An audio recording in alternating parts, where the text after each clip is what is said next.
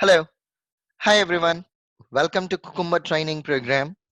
In the last class, we studied about how to create reusable methods and all those things. So in the today's class, I would like to discuss about data concepts.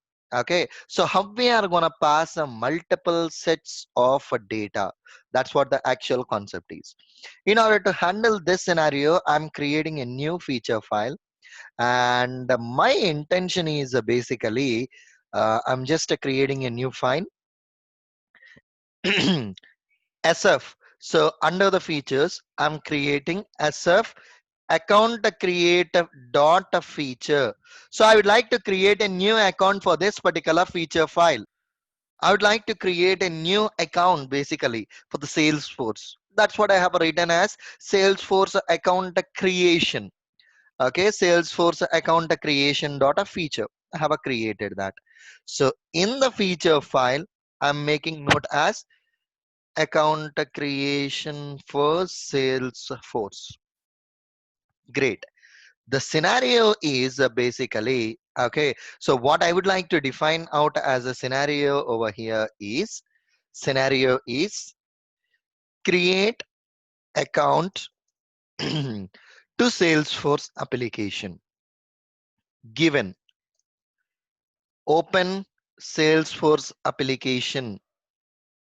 Okay, which page? So I would like to open Salesforce application account creation page, and then when user enters, so here I need to enter the username. Okay, let me open that application on a browser so that we people can understand what are all the pages or what are all the fields we have.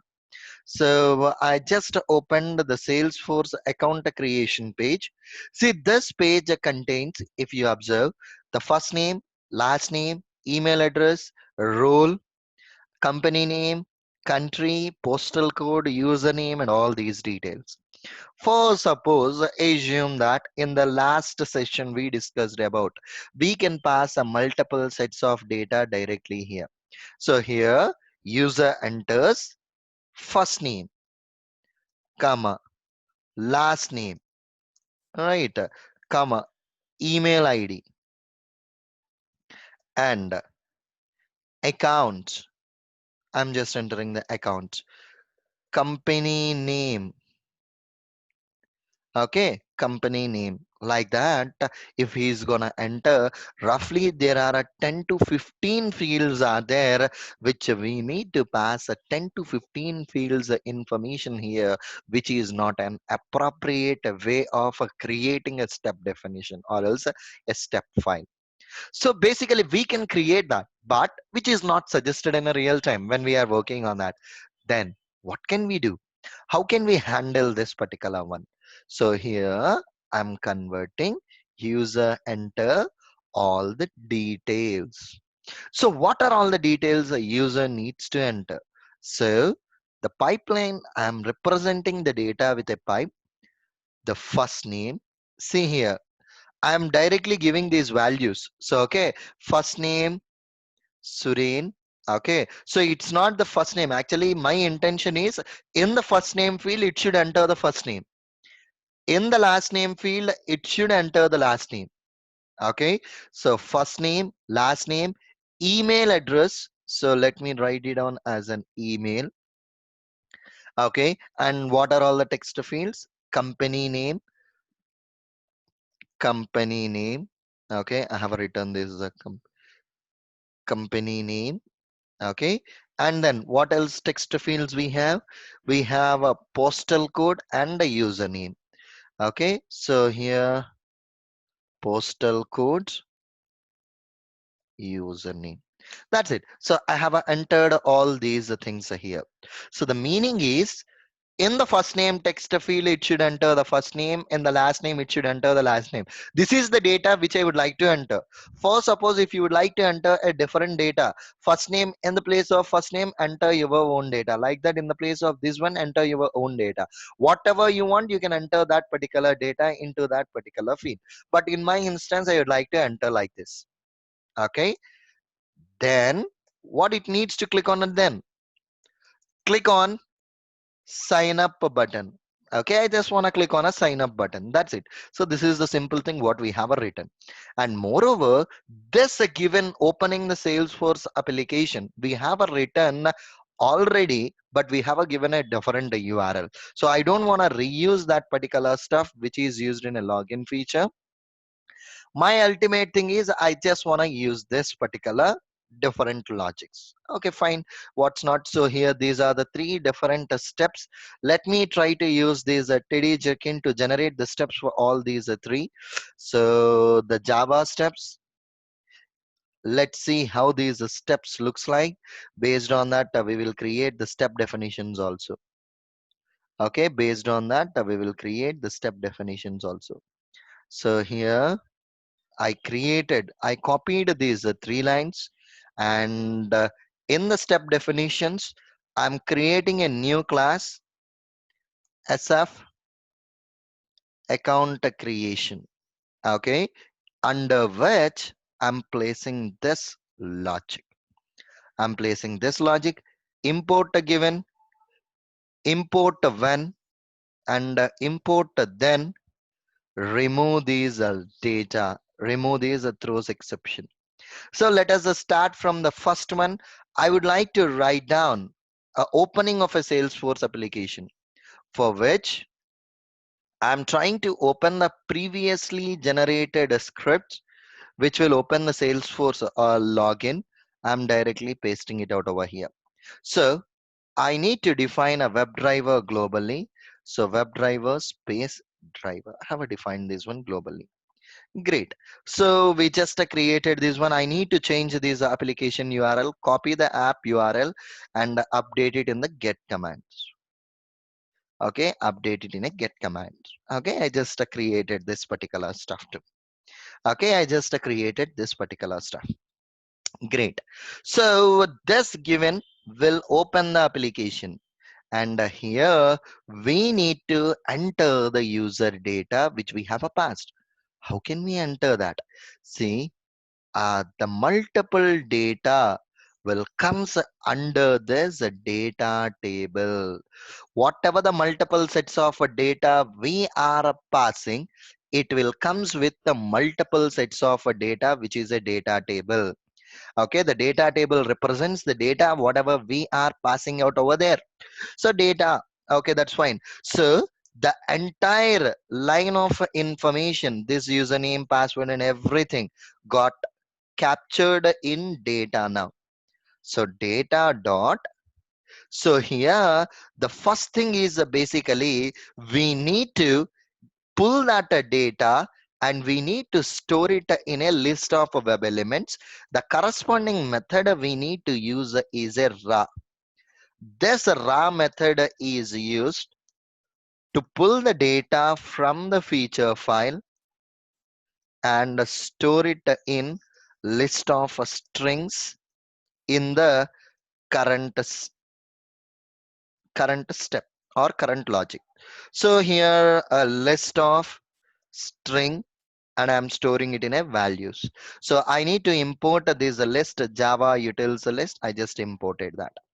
Okay, so it is recommended to store in it a list of Java utils. Okay, that's fine. I just created that.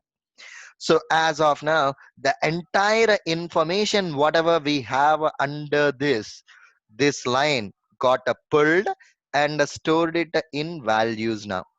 So here values dot get off.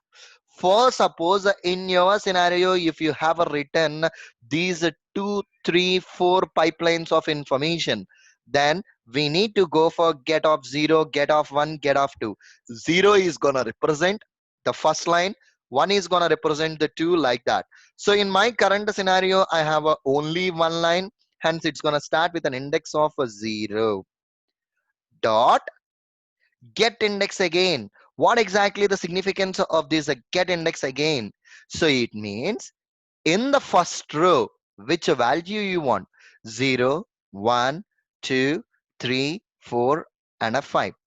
For suppose a get off a 0. And I would like to store it in a string val is equal to system not out dot println the first name is plus val. So I have a returned that particular one now. Okay, the first name is, I have a returned that particular value now. Great. I just captured this information. So let me add a comments here. We are using a two gets. First get will select the row. Second get will select the actual column. Means 0th column, first column, like that. So on up to fourth column. Whatever the column you have, you would like to select that particular one. So I just want to see this logic, guys. Okay, whether it is printing this information or not.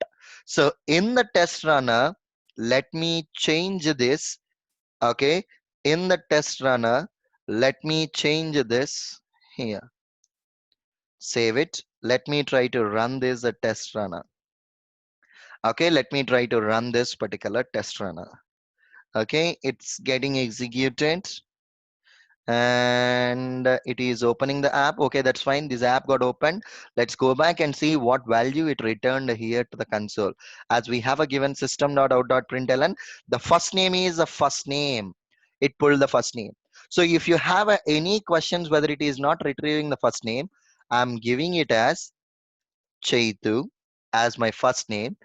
The last name I'm giving it as a Joseph, and the email ID I'm giving it as a chaitu1234 at the rate gmail.com. Company name I'm giving it as a freelancer, and a postal code 500081, and the username chaitu12345 at the rate gmail.com. Now let me rerun this test runner again. It should print Chaitu to the console. Let me run my test script as a Java application again and see whether it is returning that value or not. So it's getting opening an app. It should print that value. That's it. That's a simple logic what we have created and we printed that. Okay, that's the simple logic what we have created that, and it's gonna print the same information. Let it open. See, the Chaitu got returned to the console. So it means the logic what we have written is correct, and it is trying to pull that. It is trying to pull that information here. Now, what I needs to do, instead of printing this information, let's try to enter these values in corresponding fields in the application, right? Let's try to fill these fields in the corresponding application only directly rather than doing that. So let us try to identify the properties for the first name. Right click, inspect, and here the first name is having an ID property. Go back. I'm writing down a command as driver dot find element by dot id dot send keys. What exactly the first name you need to enter? So from the values get off a 0 of a 0. This is the one which you need to enter. So let me enter it as a first name. Great. Let us identify the last name. So here the last name is having this one. So let me add a comment. Below command will enter first name. I would like to enter the last name. So below command will enter last name. Get the last name property from the browser and paste it here. And the last name index is 1. So here from the first row, index as a 1. Great. And what else we passed here? The email address. Okay, so right click on an email ID, inspect. So the email ID is also having an ID property. That's great. Let's okay, let's try to enter the ID property for the email too. Okay, so here copy the ID property for the email. Go back here, paste it, and the email ID is index of 2. Below command will enter email ID. Great. The next value which we passed is a company name. Let's try to identify the company name property. Right click, inspect element with a Firebug. It is also having an ID property. So go back here. So the below command will enter company name, get the company name ID property, update it here in the program and change the value as a 3. And the last value which we are passing is a pin codes. Oh, we have too many fields. Pin codes, right click inspect element. Even pin is having an ID property. Let me update this command. Okay, pin and username will enter pin codes. The ID property for this pin code is this is the one. Copy it and update it. Get off 4. And the last one will enter username, right? Let's identify the username too. This is the username. This is the username. ID is the username. Update this and get off of 5. That's it. We just specified all these things, entries and everything. Now here at last I need to click on, after entering all these things, I need to click on this button. Right to click. This button is having an ID property. Copy it, and I am writing down a command as a driver dot find element by dot ID dot click. I am asking it to just click on that particular one. Okay, after clicking on that particular one, thread dot sleep for some time, and again driver dot quit. I just want to close my browser. I don't want to use my browser at all. I just want to close my browser. Great, that's it. So let me try to run this class and see what it is executing. Run as a JUnit test and see how the output is getting executed. Okay, how the output is getting executed, let's see that.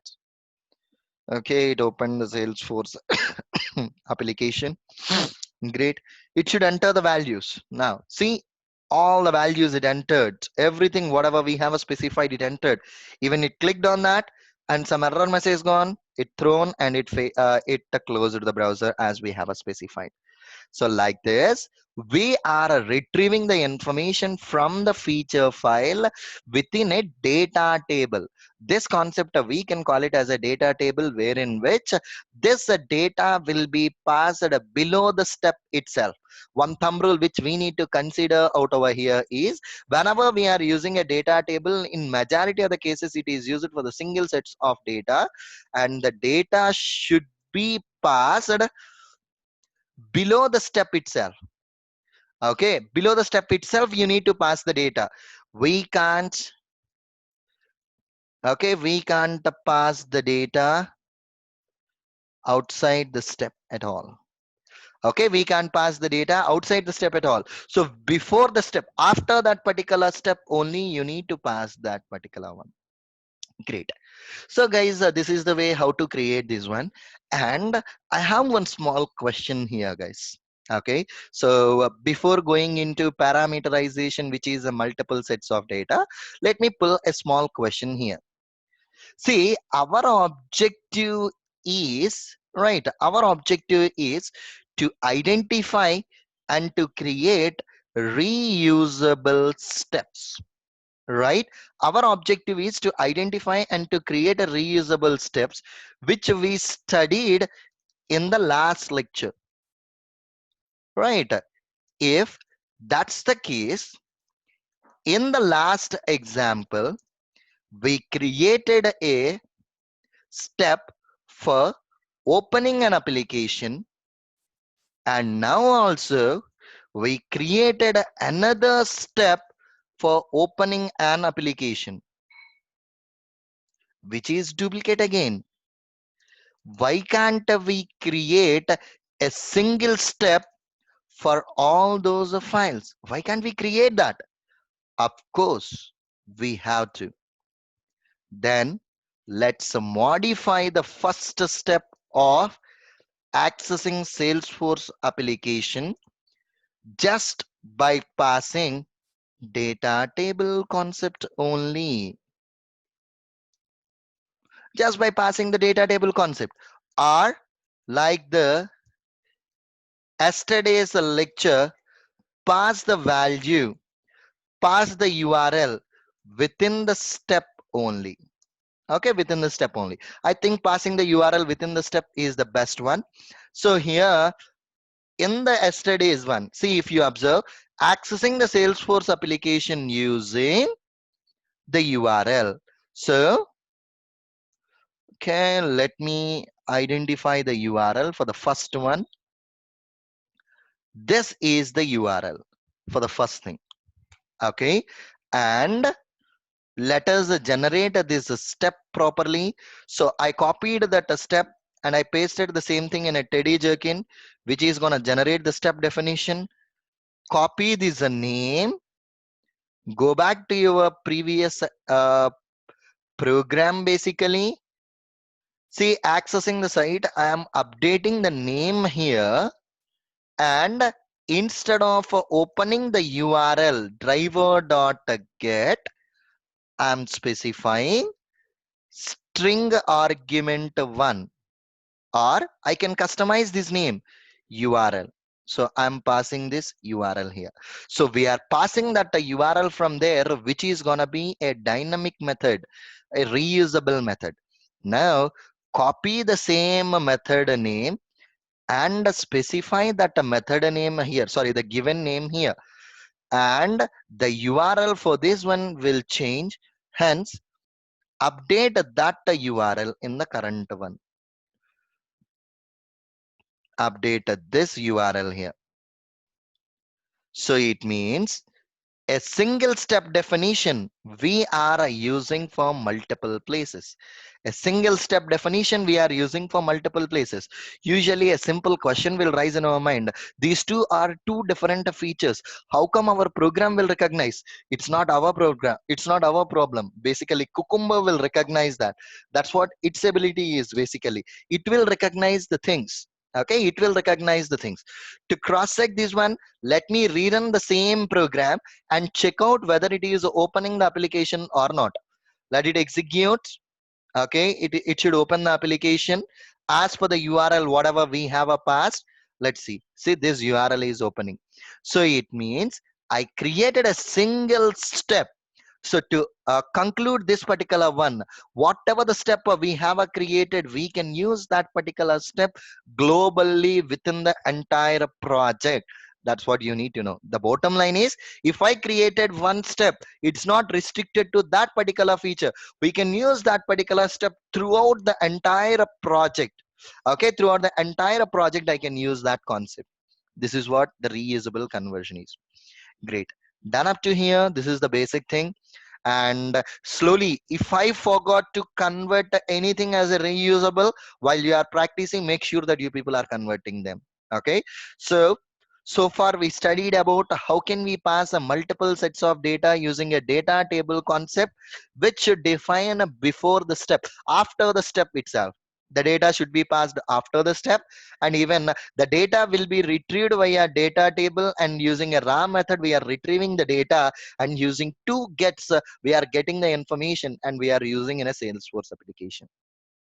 In the next lecture, I will continue this topic with what exactly the parameterization is, how we are going to use this parameterization and all those things in the next class.